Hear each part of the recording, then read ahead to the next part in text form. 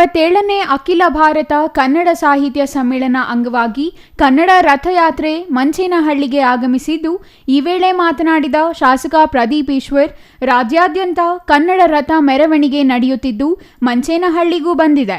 ಕನ್ನಡಕ್ಕೆ 8 ಜ್ಞಾನಪೀಠ ಪ್ರಶಸ್ತಿಗಳು ಬಂದಿವೆ ಎಂದು ತಿಳಿಸಿದರು.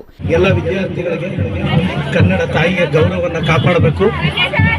ಈ ಕನ್ನಡ ರಥ ರಾಜ್ಯಾದ್ಯಂತ ನಡೀತಿದೆ, ಮಂಚೇನಹಳ್ಳಿಗೂ ಬಂದಿದೆ.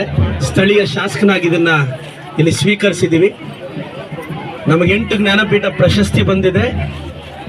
ಮಲೆನಾಡಿನ ಸೌಂದರ್ಯವನ್ನು ಅಕ್ಷರ ರೂಪಕ್ಕೆ ತಂದು ಶ್ರೀ ರಾಮಾಯಣಂ ದರ್ಶನಂ ಕೃತಿಗೆ ಜ್ಞಾನಪೀಠ ಪ್ರಶಸ್ತಿ ಪಡೆದವರು ನಮ್ಮ ಕುವೆಂಪು ಅವರು. ಮೂಕಜ್ಜಿಯ ಕನಸುಗಳನ್ನ ಬರೆದು ಶಿವರಾಮ ಕಾರಂತರಿಗೆ ಜ್ಞಾನಪೀಠ ಪ್ರಶಸ್ತಿ ಬಂತು. 4 ತಂತಿಗೆ ದಾರಾ ಬೇಂದ್ರೆ ಅವರಿಗೆ ಜ್ಞಾನಪೀಠ ಪ್ರಶಸ್ತಿ ಬಂತು. ಚಿಕ್ಕವೀರ ರಾಜೇಂದ್ರ ಕೃತಿಗೆ ಮಾಸ್ತಿ ವೆಂಕಟೇಶ್ ಅಯ್ಯಂಗಾರ್ ಅವರಿಗೆ, ಭಾರತ ಸಿಂಧು ರಶ್ಮಿಗೆ ವಿಕ್ರು ಗೋಕಾಕ್ರವರಿಗೆ, ಸಮಗ್ರ ಸಾಹಿತ್ಯಕ್ಕೆ 3 ಜನಕ್ಕೆ ಒಟ್ಟು 8 ಜ್ಞಾನಪೀಠ ಪ್ರಶಸ್ತಿ ಬಂದಿದೆ. ಎಲ್ರಿಗೂ ಒಳ್ಳೇದಾಗಬೇಕು. ಈ ರಥ ಇನ್ನ ಮುಂದೆ ಹೋಗ್ಬೇಕಾಗಿರುವಂತ ಸಮಯ ಕೊಟ್ಟಿದೆ. ಮತ್ತೆ ವಿದ್ಯಾರ್ಥಿಗಳಿಗೂ ಅಭಿನಂದನೆ ಸಲ್ಲಿಸ್ತಾ ಥ್ಯಾಂಕ್ ಯು. ಬಹಳ ಎಲ್ರಿಗೂ ಒಳ್ಳೇದಾಗಲಿ.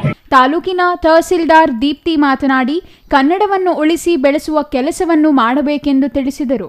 ಈ ಸಂದರ್ಭದಲ್ಲಿ ಕನ್ನಡ ಸಾಹಿತ್ಯ ಪರಿಷತ್ ತಾಲೂಕು ಅಧ್ಯಕ್ಷೆ ಪ್ರಭಾ ನಾರಾಯಣಗೌಡ, ಪ್ರಕಾಶ್, ಪಂಚಾಯಿತಿ ಅಧ್ಯಕ್ಷ ನರಸಿಂಹರೆಡ್ಡಿ, ಉಪಾಧ್ಯಕ್ಷೆ ಪ್ರಿಯಾಂಕಾ, ನಾರಾಯಣಸ್ವಾಮಿ, 87ನೇ ಅಖಿಲ ಭಾರತ ಕನ್ನಡ ಸಾಹಿತ್ಯ ಸಮ್ಮೇಳನ ಅಂಗವಾಗಿ ಕನ್ನಡ ಜ್ಯೋತಿ ರಥಯಾತ್ರೆ ಇಂದು ಬಂದಿದೆ.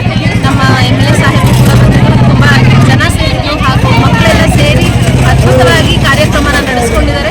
ನಮ್ಮ ರಥ ಗೌರಿಬಿದನೂರು ತೊಂಡೆಬಾವಿಯಿಂದ ನಾವು ಸ್ವೀಕರಿಸಿದ್ವಿ ಮಂಚೇನಹಳ್ಳಿಯಲ್ಲಿ. ಇವಾಗ ನೆಕ್ಸ್ಟ್ ಗುಡಿಬಂಡೆ ಹತ್ರ ಹೊರಟಿದೆ. ಈ ಕಾರ್ಯಕ್ರಮ ಅದ್ದೂರಿಯಾಗಿ ಆಚರಣೆ ಮಾಡಲು ಎಲ್ಲರೂ ಸಹಕರಿಸಲಿಕ್ಕೆ ಮಂಚೇನಹಳ್ಳಿ ಜನತೆಗೆ ಧನ್ಯವಾದಗಳು ಹಾಗೂ ಪ್ರೆಸ್ ಅವರಿಗೆ ಧನ್ಯವಾದಗಳು. ಹೀಗೆ ನಮ್ಮ ಕನ್ನಡ ಉಳಿಸೋಣ, ಕನ್ನಡ ಬೆಳೆಸೋಣ. ಇಮ್ರಾನ್ ಮತ್ತಿತರರು ಹಾಜರಿದ್ದರು. Shashikiran, CTV news, Manchenahalli.